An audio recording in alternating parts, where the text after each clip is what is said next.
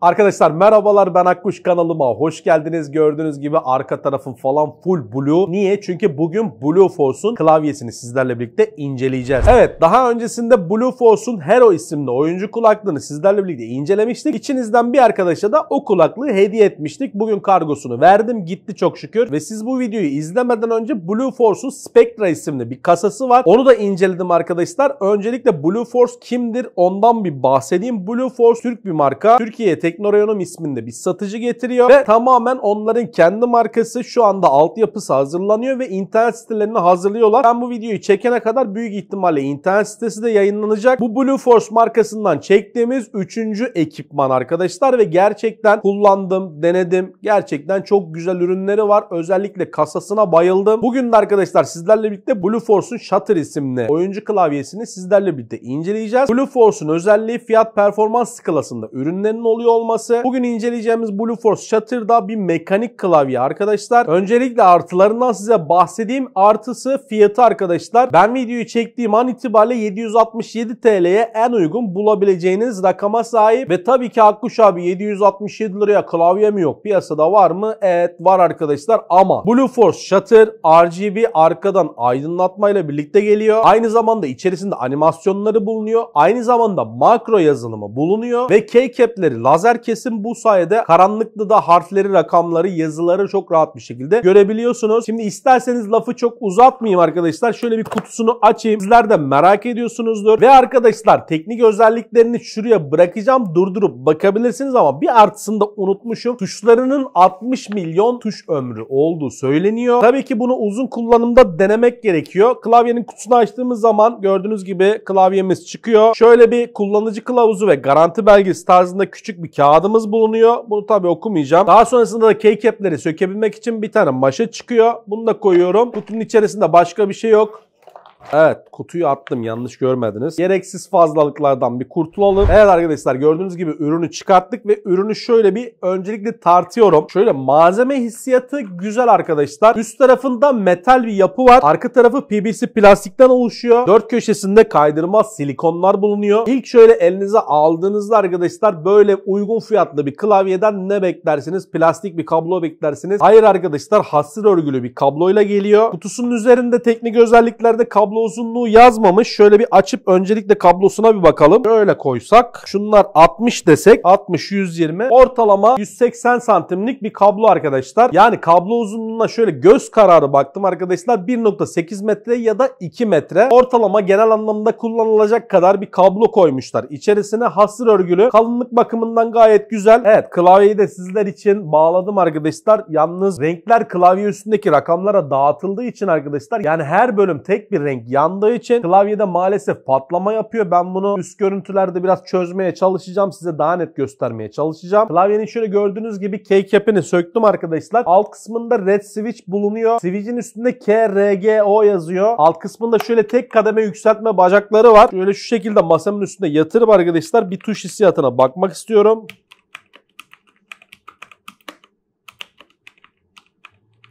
Evet, bildiğiniz karakteristik red switch özellikleri. Bastığım zaman blue switch'teki gibi böyle çıt hissiyatını almıyorum. Ses bakımından da onun kadar böyle çatır çutur bir klavye değil. Yine switchlerinden evet ses çıkıyor ama blue switch ile kıyasladığımız zaman çok daha az bir ses çıkıyor. Genel itibariyle şöyle baktığım zaman 690 gramlık bir ağırlığı olduğu söylüyor kutusunun üzerinde. Şöyle genel itibariyle boyutlarına baktığımız zaman da 44 santim. Şu şekilde 13 santim. Kalınlık bakımından baktığınız zaman da ortalama ayaklarını falan kapattığınız zaman 3,5 santimlik bir yüksekliği bulunuyor. Şimdi şöyle elinize aldığınız zaman arkadaşlar malzeme kalitesi bakımından, sağlamlık hissiyatı bakımından gayet güzel. Klavyenin üst plakasında metal kullanmışlar arkadaşlar. Burada Blueforce'un logosunu görüyorsunuz. Şurada yön tuşlarının hemen üzerinde Windows Lock, Num Lock ve Caps Lock bildirim ışıklarını burada yön tuşlarının hemen üst kısmına konumlandırmışlar. Bence şık olmuş. Keycap'lere baktığınız zaman arkadaşlar lazer kesim, karanlıkta harfleri ve numaraları görebiliyorsunuz. Bahsettiğim gibi keycap'lerin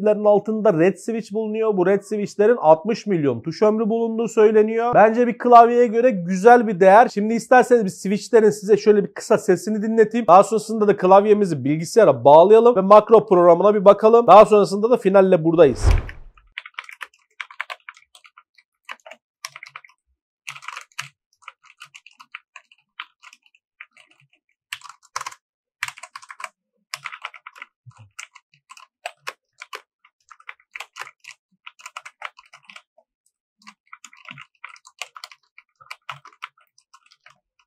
Evet arkadaşlar, klavyemizi masamıza getirdik. İlk göstermek istediğim şey size ışıkları. Tabii ki bu sabit bir efekt arkadaşlar. Fn artı insert yaptığınızda arkadaşlar ışıkları kapatabiliyorsunuz. Tekrar bastığınızda açabiliyorsunuz. Hemen alt kısmında del tuşu var. Fn'den elimi çekmeden basıyorum. Gördüğünüz gibi bir animasyon klavyenin üzerinde akıyor. Yani böyle sağa doğru gidişi var. İsterseniz bu animasyonu buradan arkadaşlar ok işaretiyle hızlandırabilirsiniz. Ya da böyle isterseniz daha yavaş hale getirebiliyorsunuz. Aynı zamanda arkadaşlar buradan böyle aşağı ve yukarı tuşa basarak ışıkların şiddetini artırabiliyorsunuz. Yine del tuşuna bastığımda gördüğünüz gibi farklı bir animasyon. Tekrar bastığımda farklı bir animasyon ve bahsetmek istediğim şey bu değil. Işıkların tamamını göstereceğim ama FM ve misal home tuşuna bastığımda arkadaşlar bakın şu anda hangi tuşa basarsam gördüğünüz gibi bir dalga animasyonu oluşturuyor. Yine home tuşuna basıyorum. Bu sefer de hangi satıra basarsam o satırın ışıkları gördüğünüz gibi yanıyor. Yine bir kere daha home tuşuna bastım ve bu sefer de hangi tuşa basarsam o şekilde aydınlatma yapıyor. Yine buradan animasyonları değiştirmek için FM ve Page Up tuşu var arkadaşlar. Buradan bastığımızda FM ve Page Up tuşuna gördüğünüz gibi farklı animasyonlar oluşturuyor. Yine aynı keza Page Down tuşuna basarak da farklı animasyonlara geçebiliyoruz. Şimdi arkadaşlar ürünün bir de yazılım tarafı var. Yazılım tarafına baktığımız zaman hatta daha net görmeniz için şöyle arka plan değiştirdim arkadaşlar. Şimdi buradan makro olayı var. Buradan misal atıyorum ben 5 tuşuna bir makro atamak istiyorum. Burada bir makro grubu oluşturmam gerekiyor. Buradan artıya basıyorum. Grup 1 diyor. Ben buna misal Valorant Ulti yazacağım. Ve şu kısımdan arkadaşlar kaydı başlat diyeceğim ve buradan X tuşuna basacağım. Kaydı durduracağım. X tuşuna 2 kere basıyor. Biri gecikmeli, biri gecikmesiz. Ben buradan gecikmesiz olanı buradan sil butonuna basıp sileceğim. Şu anda 5 tuşuna bastığım zaman X butonunun görevini yapacak. İstersen buradan tek anahtar, buradan medya anahtarı diyor. Misal farenin işlevlerini de buraya atayabiliyorum. Ses açma, kapama, medya ileri geri, oyna, durdur, e-postalar, hesap makinesi ya da fonksiyon butonu dediğim zaman arkadaşlar misal kopyala, kes, yapıştır. Bu da edit montaj kurguda işimize yarayacak bir özellik. Makro tarafı bu şekildeydi. Ayarlar kısmı var. Ayarlarda tüm ayarları geri yüklemek için devam etmek istiyor musunuz diyor. Yani bir karışıklık yaptınız. Buradan okey dediğinizde klavye ilk günkü fonksiyonuna dönüyor. Kendini resetliyor. Bir de burada panel ledi dediği bir olay var arkadaşlar. Klavyeyi şöyle ufaktan bir kaldırayım. Burada arkadaşlar bayağı bir animasyon var. Buradaki animasyonları hani bahsetmiştim. Klavye üzerinden değiştirebiliyorsunuz. İsterseniz buradan özel oyun anahtarı, nefes modu böyle nefes alıp verme modu. Bas ve yok et diyor arkadaşlar. Buradan gördüğünüz gibi bastığım tuşların ışıkları sönüyor. Neon Stream dediği ama böyle ışıklar bu şekilde gördüğünüz gibi akıyor. Şöyle bir yayıncı modu var. Gördüğünüz gibi dalga şeklinde değişiklik gösteriyor. Akan ışık diye bir animasyonu varmış. Damlayan dalgalar diyor. Bu biraz böyle yağmur efektini andırıyor. Parlak nokta diye bir animasyon varmış. Böyle bastığım zaman dalgalar açılıyor. Flash uzağı diyor. Bunda da bahsettiğim gibi arkadaşlar hangi satıra basarsak o satır yanıyor. Shadow Disappear diyor. Bunda da hangi tuşa basarsam o tuşlar yanıyor. Parlayan dalgalar diye bir şey varmış. Buradan bastığım zaman ışık bu sefer sönerek dalgalanıyor. Zengin ve onurlu diyor. Böyle bir gördüğünüz gibi farklı bir animasyonu var. Geliyor, ortada toplanıyor ve dağılıyor. Bu animasyonu buradan istersem hızlandırabilirim arkadaşlar. Şöyle daha hızlı olmasını sağlayabilirim. Ya da buradan daha da yavaş hale getirebilirim. Seçim çerçevesi diye bir şey varmış. Böyle değişik bir animasyon. Dönen fırtına diye bir animasyonu varmış. Bak bu da güzelmiş arkadaşlar. Bu da güzel bir animasyon. Yılanlı at yarışı diyor. Bu da yılan snake efekti. Şöyle yıldızlar parıldıyor diye bir efekt var. Şöyle retro yılan diyor arkadaşlar. 2 tane yılan böyle gidip geliyor ortada. 2 tane değil hatta. 1, 2, 3, 4, 5. 5 tane falan yılan böyle karşılıklı gidip geliyor. Şöyle diagonal dönüşüm diye bir şey var. Bunların bu Çinlilerin translate olayını ben çok anlamıyorum ya.